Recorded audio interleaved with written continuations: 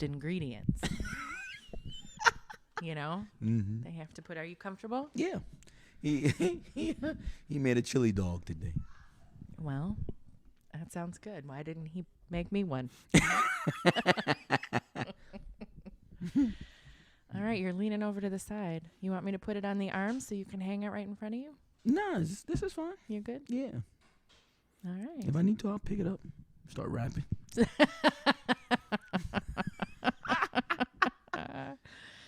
All right. Well, here we are. I've even forgotten how we normally started out. What do I say? What do you say? You say, welcome to the dining room studio and episode, whatever it is. I know. I don't even know where we are. Well, ladies and gentlemen, welcome to the Strongly Worded Podcast. Welcome. It's a beautiful Sunday afternoon here in the dining room studio. It's hot. It's hot. It's hot.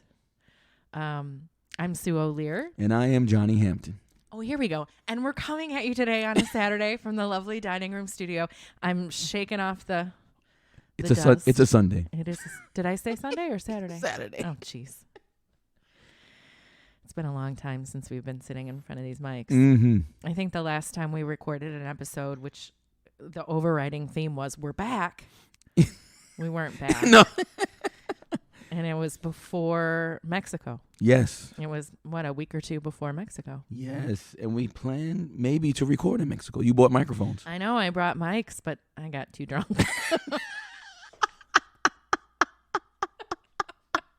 There was no recording to be done. I know. It would have been fun, though.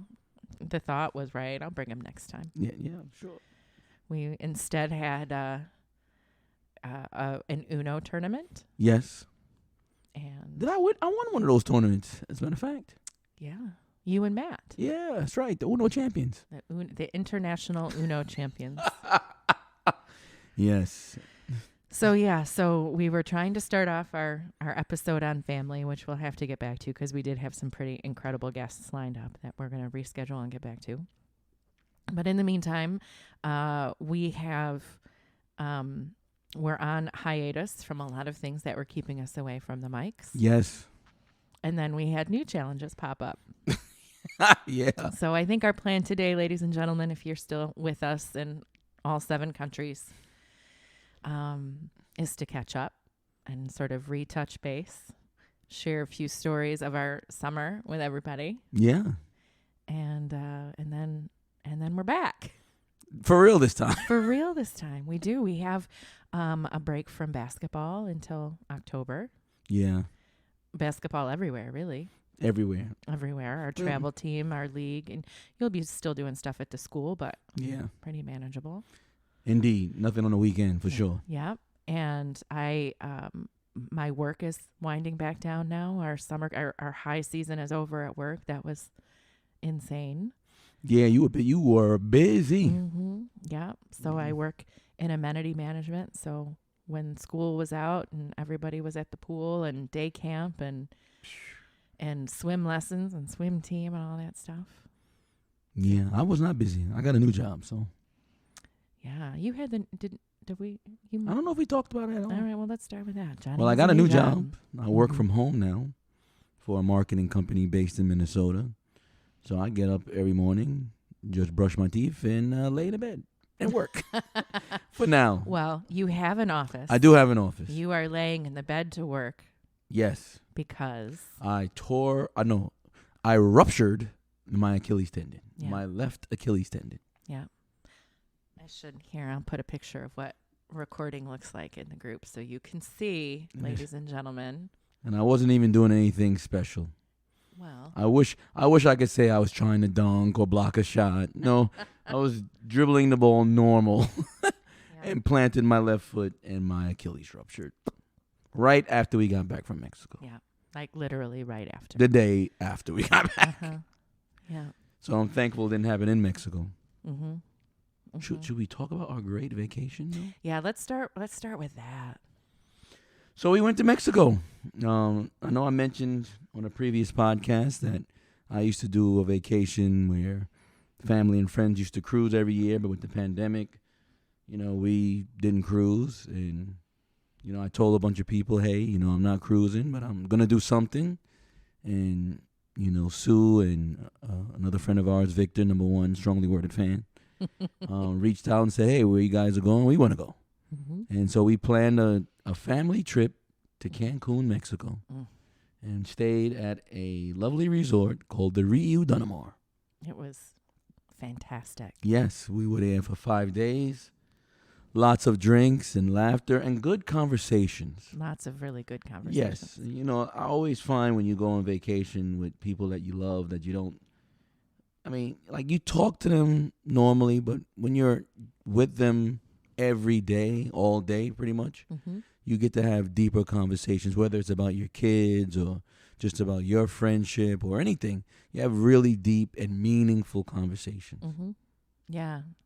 Yeah, and we definitely did that. And, in 5 days, let's see, I don't know. I can't remember a time that I've gone away for that length of time with people, more people than just who I was related to. Mm-hmm. But we really found our groove. I feel like we gelled really well. Yeah, the kids got along great. Yeah.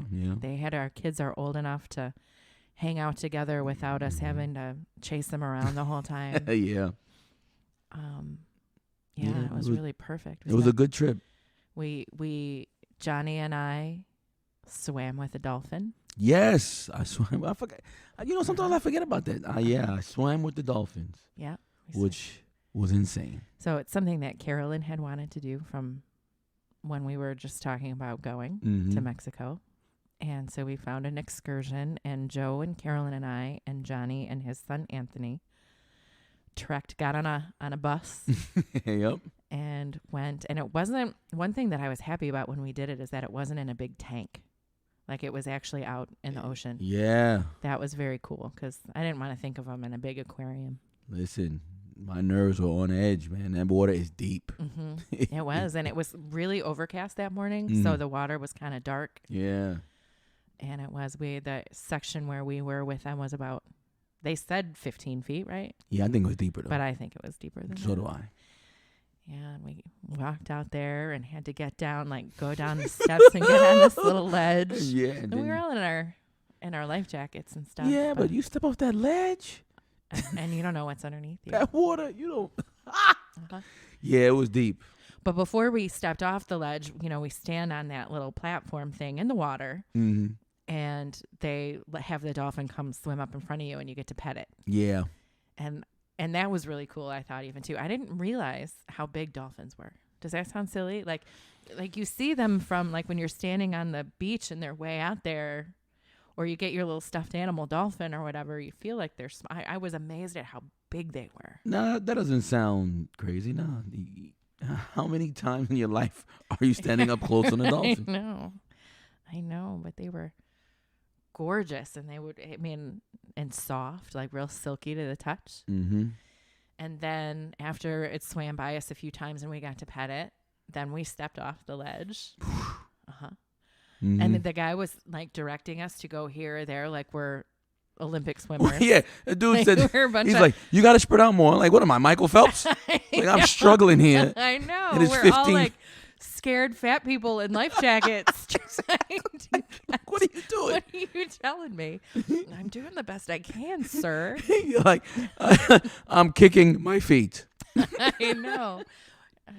It was, but it was cool. And so then the dolphin kind of swam between us, and then Anthony decided not to get off the ledge. So the dolphin kept swimming back by him because they were trained to go swim by when people were standing on that. This dude said 15 feet of water. I'm not stepping in that. Yeah.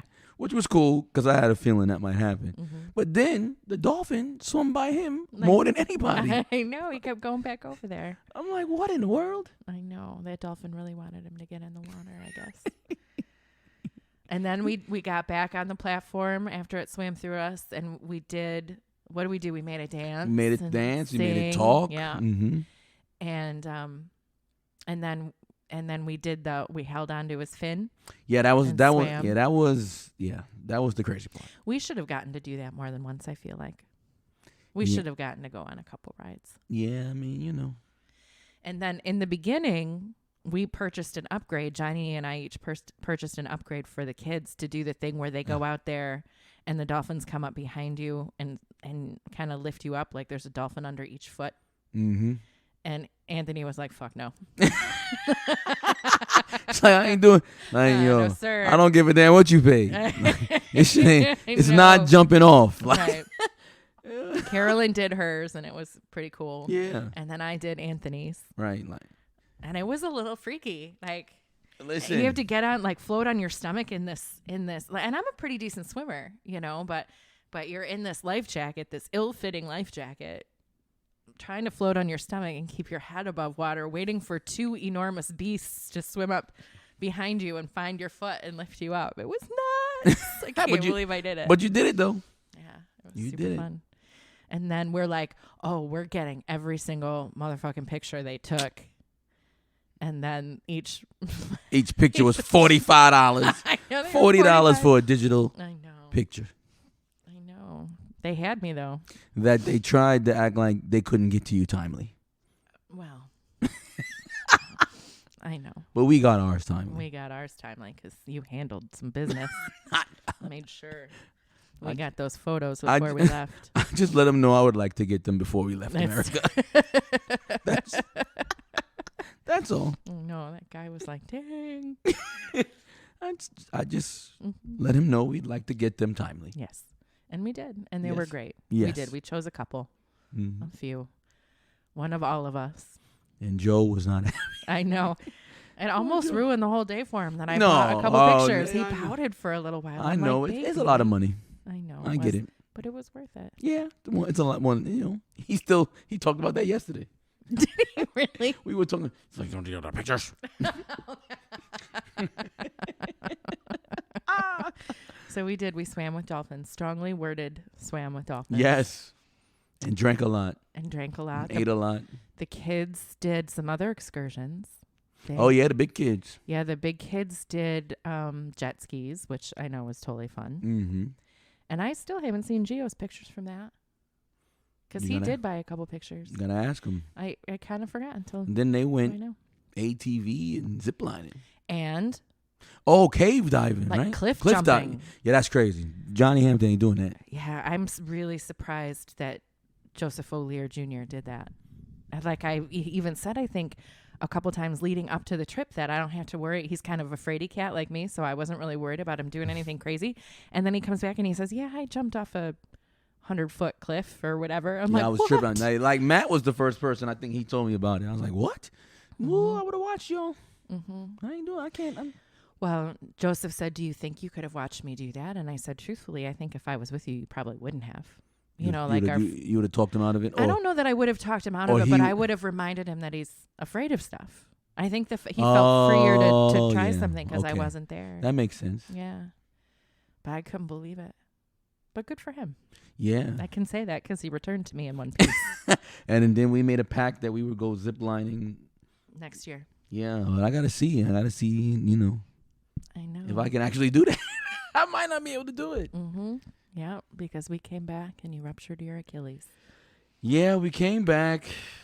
Everybody was still at the glow of vacation, but we had a tournament that weekend. Mm-hmm.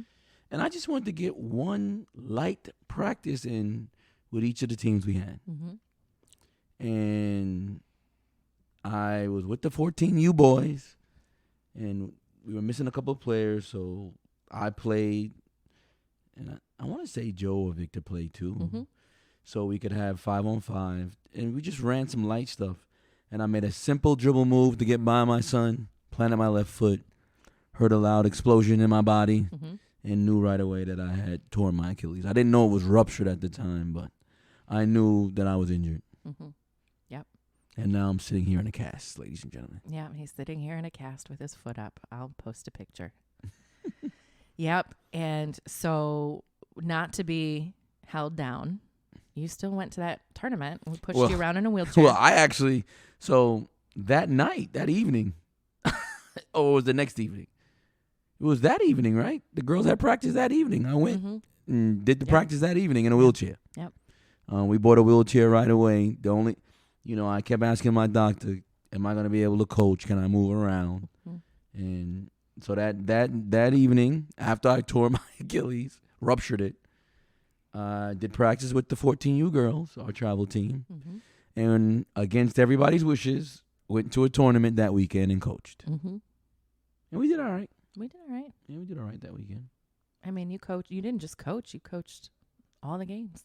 I coached all the games. So that's 6 games, 7 games? We did 6 games, yeah.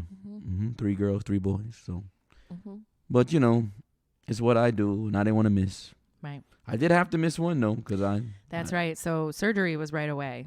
Yeah. So I had to wait to see the specialist. 10-day week. Yeah.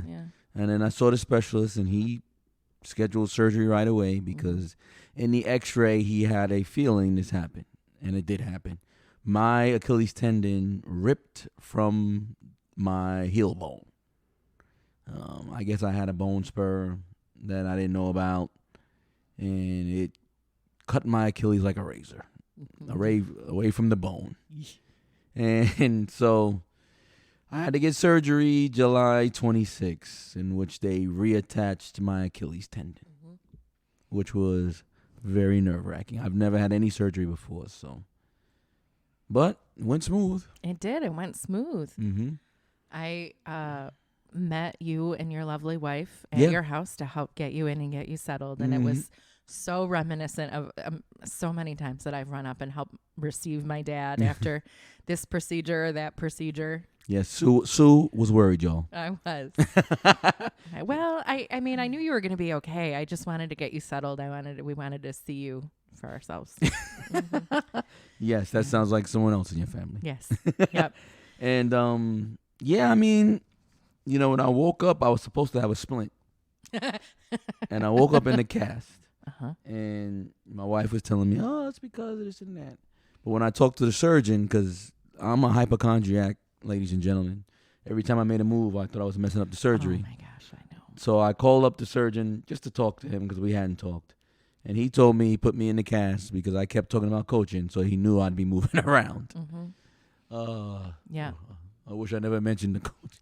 But also I'm in the cast because what they had to do, they had to anchor my Achilles to my heel. So you got to drill a hole in the heel. You put these plastic anchors in there. And then your bones have to calcify, I'm assuming over the anchors, to then have your Achilles in place. Yeah. And so the cast is on for 8 weeks minimum because that's the amount of time it takes for the calcification process. And your foot was kind of pointed. Yeah, they pointed my foot down, which was killer because you can't even, if you're in a wheelchair, you can't put your foot flat. Yeah. It's insane. And you can't put it down anyway because if you put it down too long, like I did yesterday, I got home and my foot was swollen up. My poor toes. Yeah. So now I just went to the doctor last week. I'm sorry I'm making this a medical podcast now. And they recasted me, put my foot up a little bit more. It's a smaller cast because, it is. It's much lighter. It looks it's much lighter. The first cast was bulky because I just had the surgery and they didn't want me to mess anything up. And I didn't. And I had to miss one tournament. The first thing the nurse said to me, can't go anywhere this weekend. Yeah. But during that tournament, the girls won another game. Woohoo! And the boys won the title. That's right. So, yeah, you were home with your foot up, and Victor and Joseph took over the boys and brought home that plaque that I'm looking at hanging on the wall. Oh, I didn't realize you hung it up. Yeah, we hung it up. And and Joe and I took over the girls. And they won another game. You sure did. Yeah, it was a good weekend. It was a good weekend. Yeah. I was very happy and emotional. Yeah, it was. And it was we got to be you. Like, we picked up a bunch of kids. We had a bunch of we took 2 cars full of kids and had them at lunch and just did all kinds of stuff with them that I know you usually do because you're usually you guys are the ones picking them up, and it was super fun. We laughed so hard that weekend. It's fun being around. The kids give you energy, man. They sure do. They really, really, really do. Whether they're sassing you sometimes like they do, or just hearing them banter with each other back and forth, like, it's hilarious stuff, man. It really is. Yeah, it was good. It was good. Yeah, and so now, we moved along, and while I was getting an injury, something else was going on that I didn't know about. Yeah. So if you follow me on Instagram, then you already know this, but I was having some symptoms, and it just knew it was time to get established with a doctor here. So I went to one who was a big old jackass. Didn't take any of my symptoms seriously, or he did in his own way, I guess. He just attributed them to other things. I didn't really feel heard, and I just knew something wasn't right, and I still know something doesn't feel right. So he referred me to an OBGYN, which I went ahead and did down here, and I stumbled into this clinic that is fantastic. Met with a nurse practitioner, and I figured a lot of the stuff that I was feeling was probably menopause, like perimenopause related. Like I'm 47, I'll be 48 in a couple weeks. Woo! So I've just been real sluggish and had some discomforts and some unexplained weight gain and this and that. And so talked with this nurse practitioner who was fantastic, and was very comfortable talking with a woman of a certain age. I have about 5 years ago was diagnosed with some autoimmune stuff, adrenal fatigue and some different stuff, and very common for women to have autoimmune symptoms that don't necessarily connect really cleanly and beautifully to one diagnosis. A lot of autoimmune stems from stress and aging and different things. So she's real comfortable talking about that and believing it and understanding it. And just as an afterthought, after we'd already talked about a game plan and some blood work and this and that, she said, you know what? Let's schedule an ultrasound of your abdomen just to make sure we're not seeing a fibroid or anything in there. Didn't really think she was, but she just thought she should just rule that out. I didn't even give it a second thought. Sure. I didn't think she would find anything. So I went in a couple days later, and there is a mass that they did find that they're pretty concerned about in my cervix. Which America she did not tell me about for a while. Yeah, I did. You were having a tough couple days. Oh, sure. And I had to get on top of it a little bit. And we weren't sure if we were going to tell the kids right away, at first. I'm glad you did, though. Yeah, I think that was the right thing to do overall. But I had to sit with it for a minute. And Joe really had to sit with it for a minute, because anytime his mom came up with something like this, it was never good news. He's the first person I thought about when you told me. Yeah. So, for him, and I think he's talked about that on our podcast as well. It's so natural for, I'm a hypochondriac, so I know. Mm-hmm. Like, your thought process goes to negativity right away. Mm-hmm. And for him, who has a baseline, who has life experience with it, your mom is the first woman you love, and now the second woman he loves. Mm-hmm. Like, I can only imagine what his mind was, what was going through his mind. Right.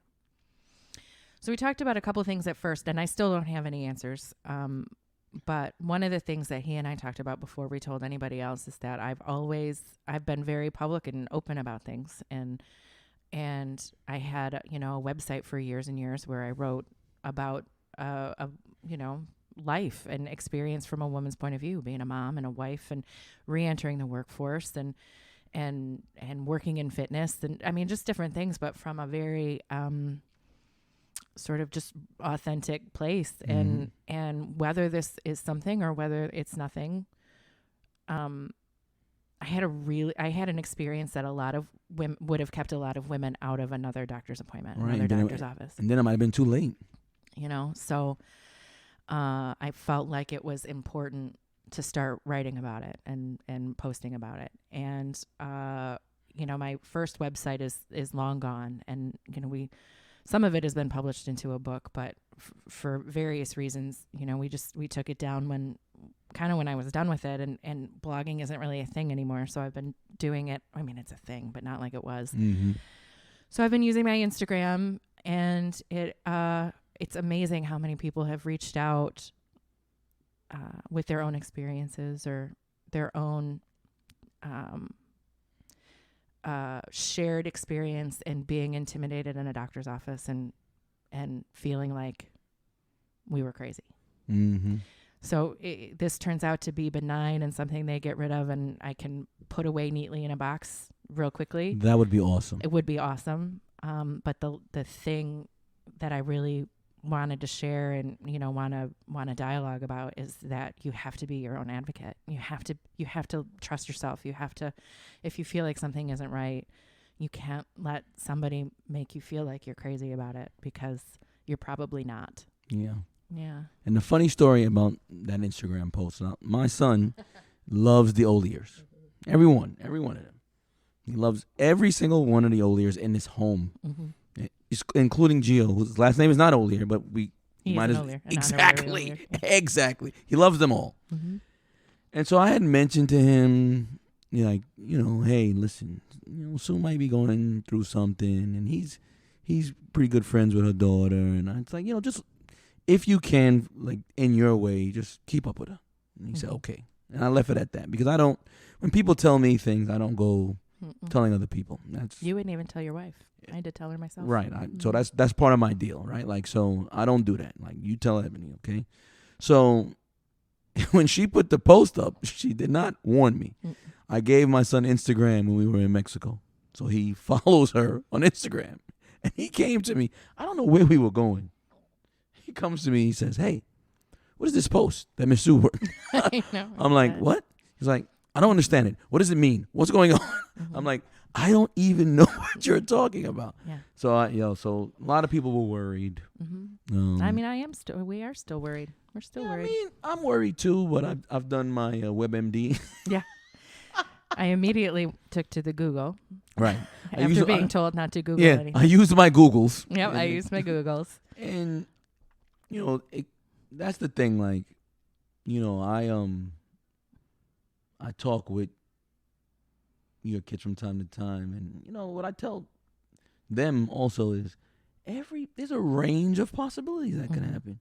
Mm-hmm. But when you love people, you think the worst because you're worried about losing them. Right. You don't think, it could be benign. Mm-hmm.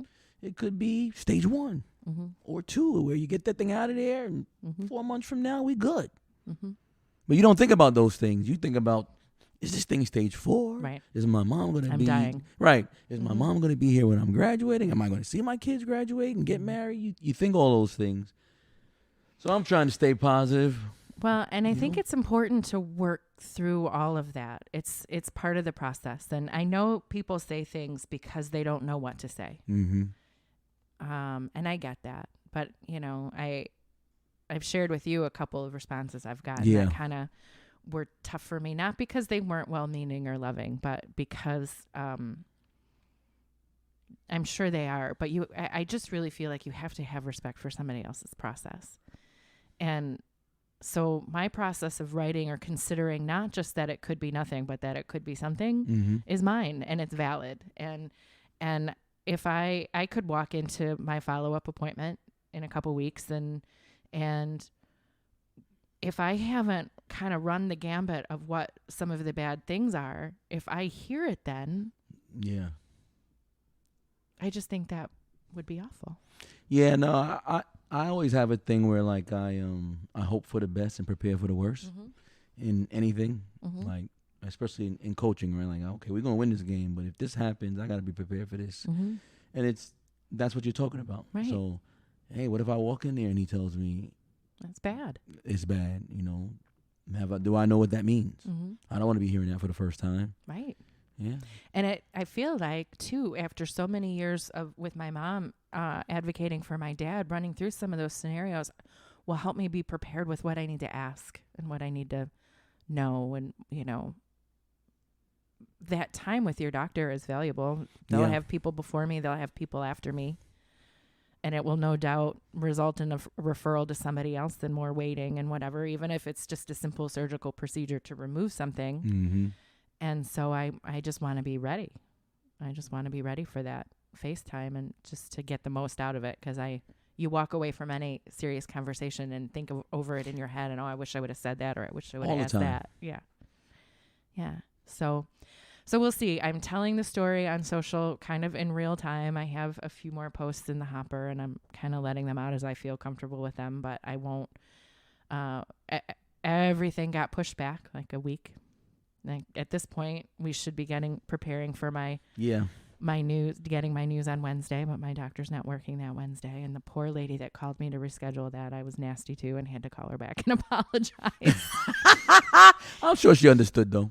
Well, she said she did, but she said that very often people don't call back and apologize, so she appreciated that, you know. She probably did. She probably told her husband about that, or her wife. Yeah. So, and then the next day after dealing with that emotional roller coaster, they called and rescheduled all my scans. I'm guessing what happened in the imaging office is they must have somebody quarantining. I mean, they're not having patients in there because somebody's got a head cold. Yeah. You know what I mean? So I got those rescheduled at another place and we'll see. Yeah. We'll see. Yep. So I have an appointment for September 2nd, but she said if the doctor gets the results before then, they'll call and squeeze me in. So I would assume they're going to get them sooner than that. Yeah. There's a week in between my scans and that appointment, a week and a half. So I'm just going to sit by home. I have an appointment September 2nd too. Oh, do you? Yeah, that's when I go get recasted again. Okay. All right. So we're counting down. Yeah. We're waiting. Playing the waiting game. Yeah. Yep. It's easier now that I'm not taking those damn hormones. Yeah, you were struggling a bit. Yeah, so they gave me 10 days of something. I don't even know if I should talk about some of the stuff by name because I'm not trying to prescribe or not prescribe or tell you need this or that. But I was on 10 days of hormones to get me ready for these scans, and it was not yet. I felt awful.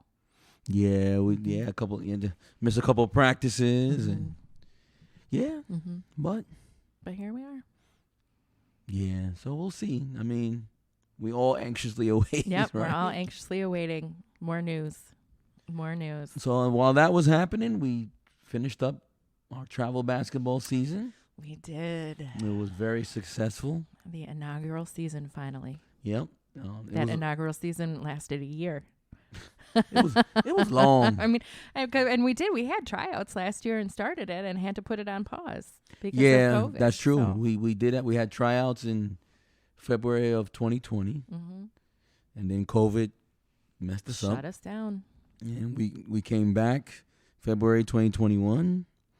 We had some good teams, good parental support. The coaches were great. And we ended up winning between all of our teams 7 tournaments. And we have a good foundation for the future. Yeah. And people in town are noticing us. For real. For real. And that's good. I mean, we had, if I'm not mistaken, we had the only girls travel team in Flagler County. No, I think Winner's Circle had one, but it was younger. Yeah. Oh, really? Mm-hmm. Okay. Yeah, I think they had a young team. I think. Okay. Shout out to Dell, Winner's Circle. Yeah. Okay. So I think they had one, and but it was younger girls. Okay. But we were the only 2. And it's not easy. It is not easy. Girls basketball does not get the support that it needs, and that's a shame. Yeah. Even yesterday we went to a tournament where some teams had to pull out and stuff like that, and it's just, I don't understand it. But what are you gonna do? What are you gonna do? Keep trying. Keep recruiting. I am, because I feel like we have something special with the young ladies that we coached, and if we could add 3 or 4 young ladies who really, really care about the game, that they could have a summer similar to the 14U boys had this year. And I have coached a lot of athletes, but typically in more solitary sports. You know, I mean, with triathlon, you're competing with yourself. I mean, you're competing with other people, but you're training yourself. I pulled groups of people together.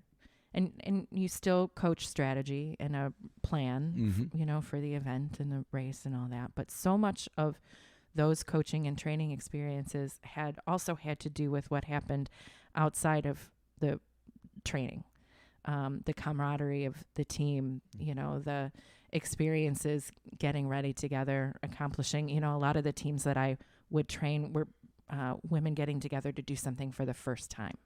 Their first 5K, their first triathlon, their first Ironman, their first Spartan race. So, and that was very similar. That was something that I could latch onto very quickly because a lot of these girls, it was their first girls team or their first team.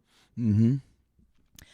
And so a lot of it was about coaching them to come together as a group just as much as it was coaching dribbling skills. Yeah, that's true. And like we couldn't have done it without you. You know that though. But yeah, it was a total group effort. Like a lot of these young ladies, and I didn't really understand that dynamic, which was interesting. Like I didn't understand why the girls wouldn't shoot the ball and stuff like that. And I remember you had a little pizza party here, and we watched film of the first game we played, and they told me it was because they had played on co-ed teams where the boys took all the shots. And the boys did all the scoring. They weren't depended on or counted on or thought of to do those things. Right. And now it's totally different. They have to do those things. Right. And so that took a little bit of getting used to. I still have one young lady who won't shoot the ball. Yeah, but she's young too. She's yeah, one she's of our young. younger girls. She's young, yeah. Yeah. So yeah, it was, and I remember some of my first conversations with them very early on in the season. In fact, the first thing I said to him was, I don't care what you do outside of the gym, how you feel about each other when you walk out, but when you're in here, you're BFFs. You are seriously, because girls can be, especially middle school girls. We got lucky. Let that mean girl stuff come in, and we got real lucky. And we got really lucky with that. Yeah, we did not have any of that. They were all together, all season, and they struggled at times, so it could have been. They could have really turned on each other. And they really, were all in it together. Yeah. Yep. Yeah. So yesterday was our last tournament with them, and there were hugs and misty eyes and texts afterward, going back and forth. Yeah. And they're all so exhausted. I know my girl is ready for a rest. Yes. When you go hard like this, like, people who really care about basketball, you play, you go hard. And when you get to the end of this kind of cycle that we just had, we had kids that played rec league. They came from the rec league right to the tournaments, did all the practices, all the tournaments. Some kids did all that and did workouts at the high school. And you come to the end of that, and for the kids who are not in high school, it's a good time to just disconnect from it. And I mentioned that yesterday, like, yes, you need to work on your game if you really want to be good. But this weekend is probably not the weekend to do that. Yeah. We just went through 5 months of tournaments and practices. And, a lot of these kids are our rec league kids. And you and I have kind of said before, summer we don't have rec league, but last summer we did because we had to finish our interrupted season because of COVID. So they played last summer and last fall and last winter and then spring. Yeah, then into summer. Exactly. They went from the delayed spring season, which was in the summer of 2020, straight into the fall 2020, straight into spring 2021. Then we had Flag United tryouts in February. And then they finished up the rec league and went right from the finish of the rec league into the tournament season. Stayed with that all summer. And now, finally, they get a rest. And, school started. School started, yes. Our season went on a little longer for a couple of reasons. And So, for me, you don't want burnout. And my son, who is pretty good, even him, like, the high school coach wants him to come to workouts, and I take him, but I don't take him every day. And if he tells me, I'm tired today, I let him. Yep. Because there's gonna be time. He's coming up on a time when he gets to high school. If he makes the team, right. He's coming up on a time where basketball's gonna be a big part of his life. And so, I gotta let him chill when I can. Yep. And I try to preach that. Like same thing with Carol and Miss C. I tell her, like, I know she has things to work on, and we've talked about. She knows she has things to work on, but chill out for a minute. Like I'll text you when I get this boot, and we'll go out there and we'll do some stuff. but you don't have to. Yeah. I'm a big balance person. There are a couple of things she wants to do, and I think it's sweet that she doesn't get to do during basketball season. Like she wants to go get a manicure. Yeah, she was so happy done. about that. I know. Joseph had been wanting to get his nose pierced, but he wouldn't because he'd have to take it out. Mm-hmm. He needs a period of time where it can heal before he takes it out to play or whatever. So, Carolyn wants a manicure for her birthday. I'm going to take her to get her nails done. I wonder when my son is going to ask for, like, his ear pierced. You should come ask Miss Sue because I say yes to all of it. No, the reason I'm asking that is because when I was in the 8th, 9th grade is when I got mine. Mm-hmm. So yeah. I wonder if he ever thinks about that. I wonder. Joseph started asking for his ears pierced young. And I, at first, I think said, no, wait till you're 16, wait till you're 16. We didn't wait. I don't even know why I made that up. No, my mom told me I had to wait. And then one day she took me to the mall and got him. That's kind of how it went. I took him to, were we already living here? Because I took him to I feel like we took him to the tattoo shop in Wilson to get him done. But I feel like we were back there on a visit. Oh. So maybe it was for his 15th birthday that we did it. I don't know. Yeah, I don't know if Anthony desires that even. I don't know. He doesn't talk a lot about that stuff. Well, both my kids want their noses pierced. And Joseph has been asking for a tattoo since he could speak. So we started that a little young too, but whatever. I mean, he was still late in the game compared to some of the kids he was playing ball with. That's true. Mm-hmm. I mean, it's not like it was when we were kids, though. Mm-mm. You know what I'm saying? Like, back then, those things were a little bit taboo. Mm-hmm. Now it's commonplace. Like, 99% of the people you meet have tattoos. Right. And young people are getting them. And that he knew very clearly some of the things he wanted, and none of them were like a leprechaun. They were pretty meaningful. Yeah. So, yeah. So, yes, they're all, they're on a basketball break. Our kids have started school. Joseph starts school tomorrow. He starts college tomorrow. Yeah. He and his, I don't know if I should talk about this, but. No, I don't know. He's very private. He is, but he has one class on campus in Daytona, and the other ones are going to be online. Yeah. And he's riding to school with someone special. Is that right? Mm-hmm. They have that class together. Look at that. Mm-hmm. Hopefully they can pass it together. It's a math class. So I'm in support of them doing it together, Yeah, I hear that. Yeah. Yeah. So what else? Does that catch us up? Yeah, that pretty much is it. Yeah, that pretty much is it. So one of the things that I was going to bring up to kind of get us back to being strongly worded was that the Facebook memories, looking at Facebook memories of this time last year. Yeah. And if I'm not mistaken, this is when we were birthing the idea of this podcast after watching all of the events of the summer. I think we recorded our first podcast in October. Yeah. Did we? Uh-huh. Wow. Uh-huh. And we're getting close to October. Yes. Yeah. Yeah. So last summer we were, I've seen some of the Facebook memories, earlier on, and we talked about this, about our march in Bunnell. Yes. And now what cracks me up about the Facebook memories is now we're talking about the same crap now. Same crap. Masks and all that. Mm-hmm. Yeah. It's the Wild West down here in Florida. It is. Well, and you've said a couple of times you think we're going to shut down again, and not in Florida, I don't think, because our governor didn't want to do any of it the first time around, and here we are again. Yeah. Mask up. That's my advice. Yeah. Yeah, I listened to every minute of that last school board meeting. I knew what it was going to be. Mm-hmm. I've been to those. Mm-hmm. I mean, this is what I don't understand. Well, let me take that back. I understand it. I don't understand how people don't. This country, which I love, I'm not going anywhere else, so please don't comment. Go find another country or go back to Africa. I don't want to hear none of that. Okay, like I don't want to hear none of that. All right, but we gotta have a serious conversation about this country. Like, this country has never been about empathy. Mm-mm. And then people say, well, what do you mean? If it was about empathy, we would have never had slavery. Because if you care about other people, Right. you would care enough to see that's wrong. Right.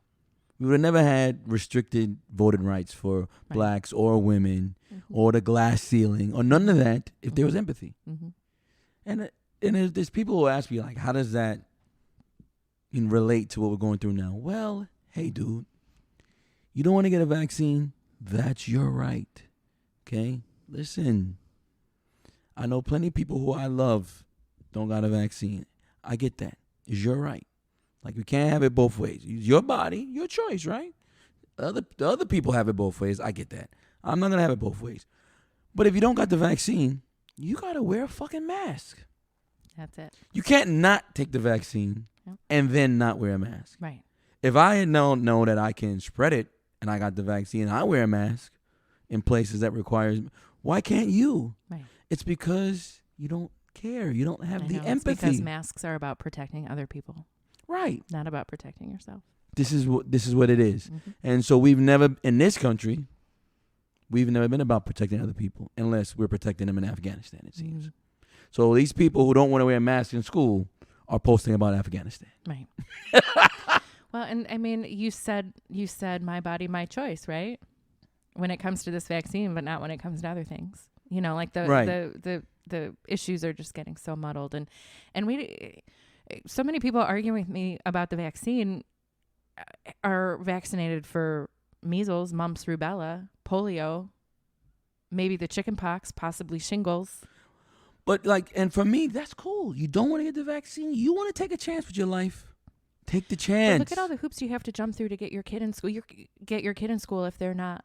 I know. Vaccinated for those things. We've been doing this for years. Yeah. And so suddenly now it's not good. And that's fine. Like, I don't even go to that base. My baseline argument, you don't want to get the vaccine, you got to wear a mask. You can't do both. Right. Like, I deleted a friend on Facebook because of it.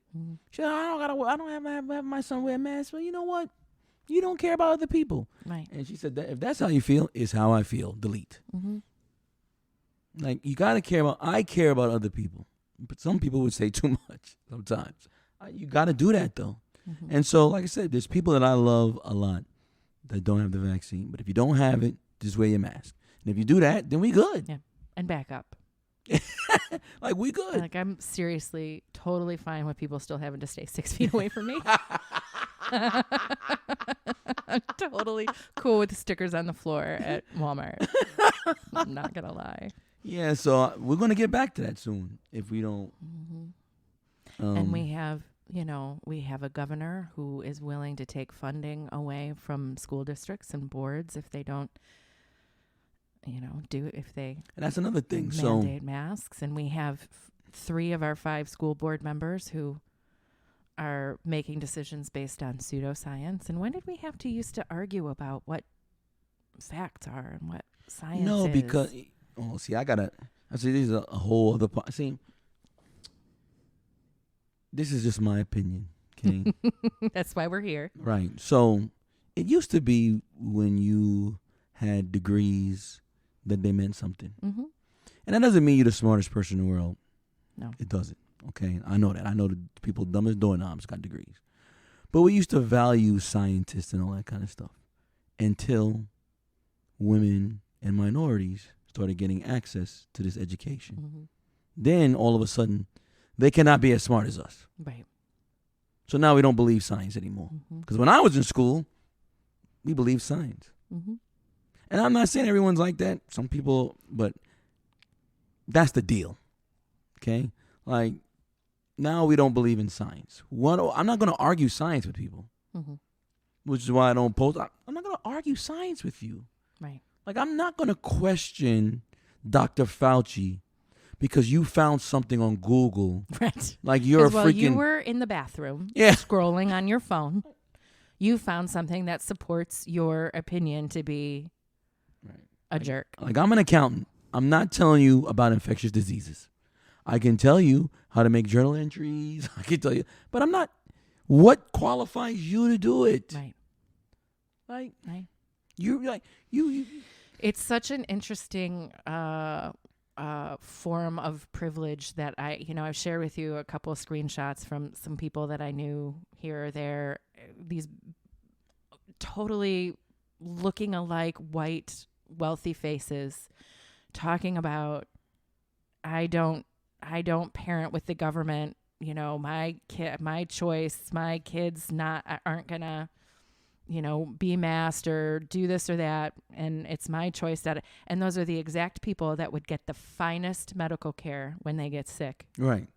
So, and like, my thing is, like, the hypocrisy of it all is a killer to me, because, we got people, we're not about big government. Okay, if you're not about big government and you're about states' rights and local rights, then why are you, DeSantis, threatening people who are making decisions based on their lives? So you're not about big government until you are. Right. Like, it doesn't make any sense. So I'm going to follow the scientists and live long. Amen. And I'm going to listen to my doctors. Yeah. Not Dr. Seuss.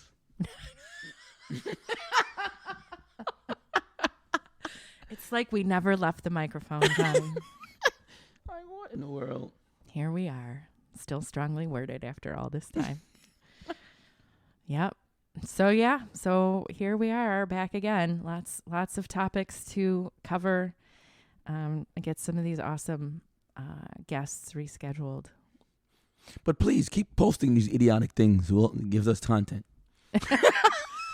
I don't think our listeners post idiotic things unless they're poking fun at them. No, I'm sure we have listeners that we love y'all too.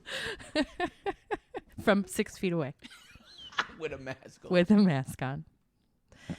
All right, ladies and gentlemen, please find us at the Strongly Worded Pod on Instagram, the Strongly Worded Pod group on Facebook, or on Twitter at the Strongly Worded P. Yes, and we're going to turn our social media over to somebody soon, I hope. We are. We have somebody that would like to at least take over our TikTok, or please get it going. Take it all. Take it all. Take it all. If you would like to follow my health journey on Instagram, I have revived the one from my website, Mrs. Fatass. So you can come follow there for those happenings. And we'll do something on TikTok eventually. Yeah, yes, we are. With our intern. Exactly. All right, Johnny. It was good talking to you again. Yes, hopefully. Well, we'll try to do it weekly, but yeah, no, hopefully, we're back on Sundays. Hopefully, by the time the end of September hits, I'll be in a boot and I can actually walk in here. Yeah, because I'm not gonna lie, I had everybody on alert waiting for you to pull in the driveway. like I pulled up and I saw all the cars out the driveway. I'm like, what's happening here? What is going on? We care. Yeah. We watched you get all the way in the house yesterday when we dropped you off after the game before we left. I know, yeah. But I'm like, why? I was like, oh, okay. All right, I get it. Mm-hmm. Then as soon as I play, here comes Joe. Hey! I'm like, oh, my God. All right, Johnny, until next week. Yes, till next week. We will see you next week, but we will talk about something else. Something else. Something else. All right. And because we haven't done it in a while, Strongly Worded, which I haven't listened to the song in a while. The Strongly Worded podcast is written and produced by Johnny Hampton and Sue O'Lear. Music production and vocals by Marshall Max LaMont Hamilton, and cover art by Samantha Shakes.